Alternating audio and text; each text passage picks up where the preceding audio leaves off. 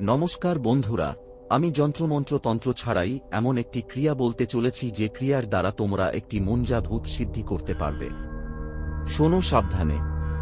কারো ছেলে মারা গেলে অমাবস্যার রাত 12টার পর কবরস্থানে যেতে হবে। সেখানে গিয়ে মৃত ছেলেটাকে তুলে দুধ দিয়ে একটা পাত্রে স্নান করাতে হবে। এরপর ওর লিঙ্গ কেটে নিয়ে আসতে হবে, আর সেই দুধে দই বানিয়ে ঘি তৈরি করে ওই লিঙ্গটিকে কার্পাস কাপড়ে জড়িয়ে ঘি দিয়ে জ্বালাতে হবে। তখন সেই মৃত ছেলে ভূত হয়ে সামনে এসে বলবে, কি চাও? এর উত্তরে সাধক বলবে, তুমি সব সময় আমার পক্ষে কাছে থাকো, প্রয়োজনে আমি ডাকলে তুমি আমার কাজ করতে চেষ্টা করবে। এরকম আরও গুরুমুখী তান্ত্রিক সাধনা জানতে আমাকে সাপোর্ট করুন। ইউটিউব থেকে দেখলে সাবস্ক্রাইব করুন, ফেসবুক ও ইনস্টাগ্রাম থেকে দেখলে ফলো করুন।